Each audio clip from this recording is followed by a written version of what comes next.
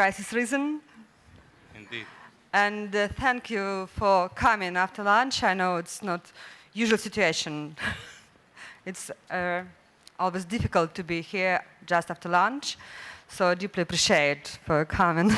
Yeah. Well, it's a great pleasure for me to be here, and I believe it is crucially well-timed and useful to set up this kind of discussion. I mean, discussion about social media environment and the Orthodox world. If you don't mind, I will deliver my presentation in Russian because it's my native language, and I suppose it is still one of the most important language in the Orthodox world. Well, if you don't mind. Итак. So, I would like to talk to you about the situation prevailing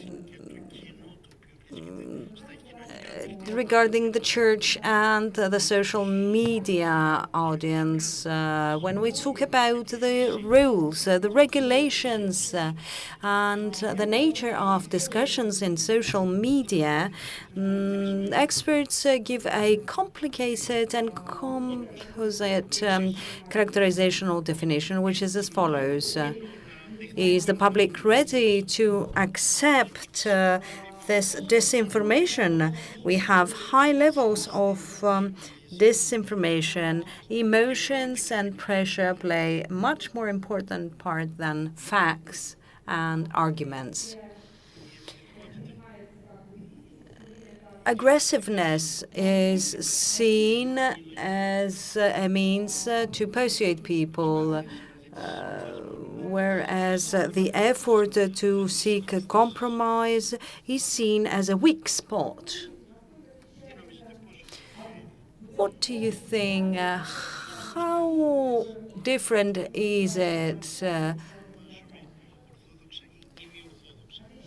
from this part of the social networks that are Orthodox or semi-Orthodox? Are there differences? Is the Orthodox social media environment any different? It's much, much worse. The degree of aggressiveness, displeasure, and lack of acceptance of others in the Christian sections of social media is much higher than average. Now, analyzing those groups of individuals participating in the semi-Orthodox area, we can identify approximately 7 different groups. The first one has to do with the official media, which is not quite representative, but it's a group made of numerous participants.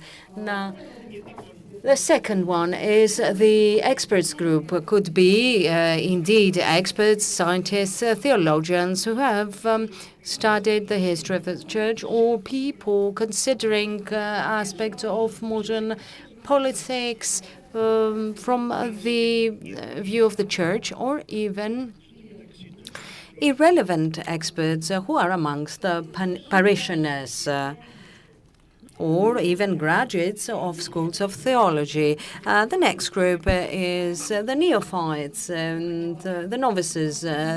They are almost everywhere. They do not show a high degree of reason in their arguments, but they are quite emotional. The other group is the group of skeptics, neutral skeptics who acknowledge the church as a part of the social area, but in fact do not respect it. They simply accept it philosophically. The next group are those passive and flabby critics. They form an easy prey of the next group, which are the active anticlerical critics. those who are in a position to understand when they have the opportunity to approach the previous group. And the last one are those who are indifferent, who are not interested in the presence of the church and the social media. Everything has to be considered. The sociology of behavior resembles what happens in the social media. Now, the first group is the most the group with most of the people. These are the invisibles. 60 to 70% of the people belong in this team. These are people who might sporadically visit social media, but in fact they read, they use the internet for information. They do not communicate at all, or they do communicate in personal spaces, in certain websites, etc. There is 1 million members, 60 or 70,000 of 100,000 members are invisible. Now, the next three groups are the basic groups. They are the non-verbals, those who do not write, who do not comment, but are very active in disseminating information and opt for likes. The next group are the active commentators, those who are quite passive but can actually exert influence, participating in a developing discussion and participating in the audience.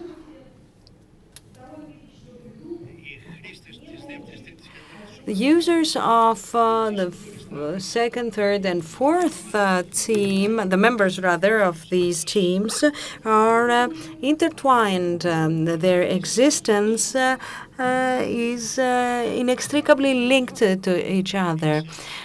They can evolve under specific conditions and circumstances. The types of communities and audience formations. The first type of community is the closed community.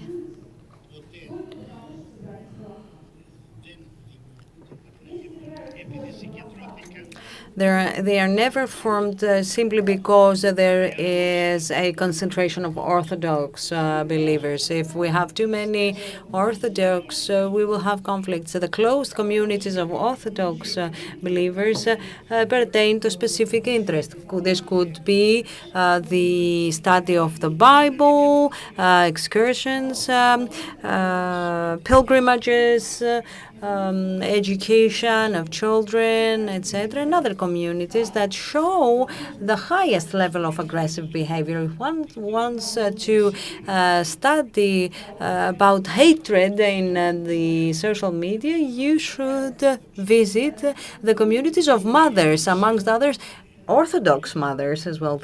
Unfortunately, there is this lack of culture and civilization.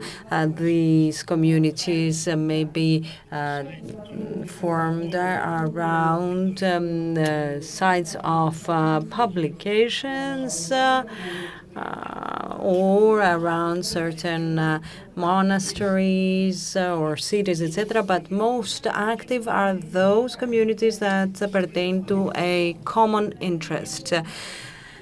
What is also significant is the phenomenon of the unshaped communities. These are users who do not belong to a particular group. They don't have their own site, but there is a support group of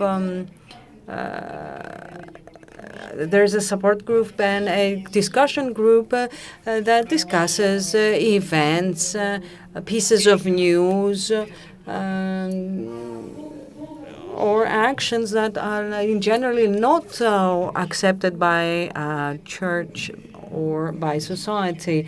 These are long-term communities who do not occupy one specific position. They are created basically around one individual. When we talk about the roulette network in Russia, we can refer to specific examples of such communities.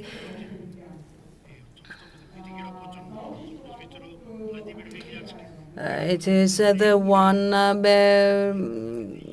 created around Proto-Presbyter Andrei Kulyansky or others, because people consider them theologians, etc. The community that has been formed around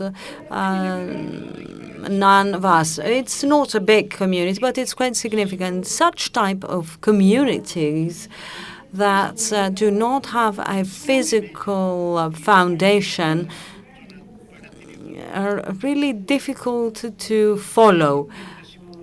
However, their influence is quite important, is quite significant. The most popular theme or topic discussed in the Orthodox media is based on curiosity. How does it work? Why does it work? And why is it relevant to me? If we divide this public of those who are curious, we can find out that they are not at all, it's not at all a homogeneous audience. These are devout believers or not. They are the 12 feast audiences, that is, users who treat church like tradition. It's the community of neophytes and the parishioners, and those who seek easy recipes between church and salvation, etc. They want to find easy recipes, quick recipes. The main topics of their interests, if we analyze the discussions held, are the rights, because it's a good part of our life.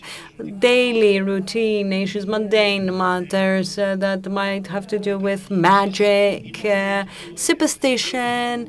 It has to do about food, diet, child education, child growing, etc., such as the Ironet case.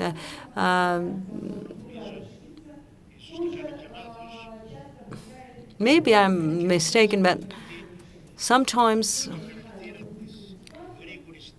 this acquires the character of a quick recipe. Let's say, should I get married or not? What do I have to prepare as a meal on Friday, etc.? Or a prayer. I want to find the prayer. What are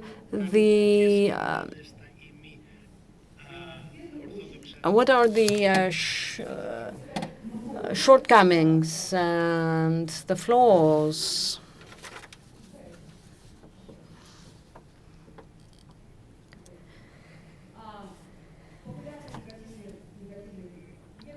So we're talking about the negative phenomena, the relationship between the church and the power, the rules of behavior, especially of other religions,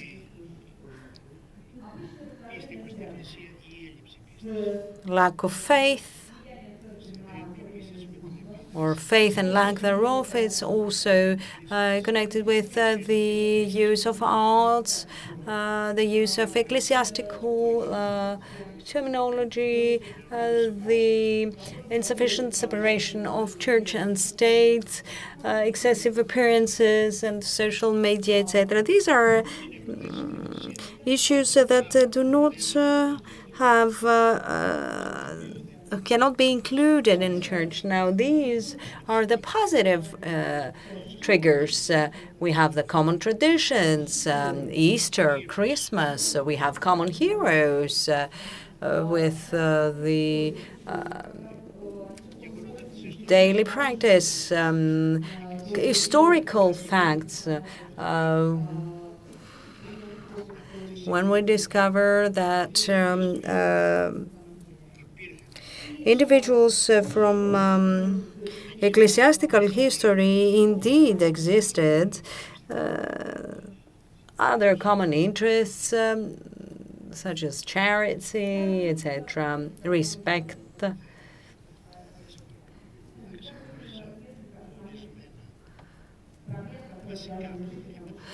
There are certain main problems that need to be solved if we are to hold a dialogue between the religious and the non-religious people, an open dialogue. First of all, we understand that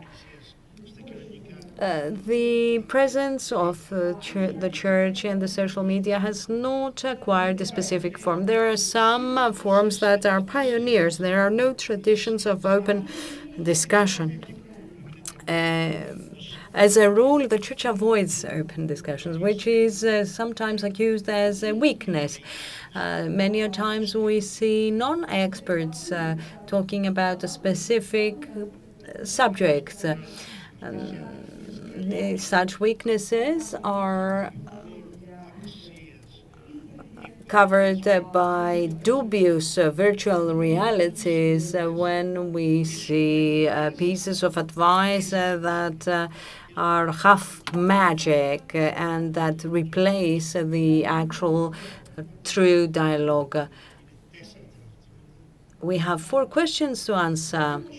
I will formulate them and I will conclude. I think it's high time we understood that the social networks are an area where we can meet with the church and not be further from the church. So this is why we need to approach professionally the social networks by better understanding them in order for us to introduce the church to them, to our parishioners, etc. We have to be there both in virtual reality as well as in our daily life. Christianism.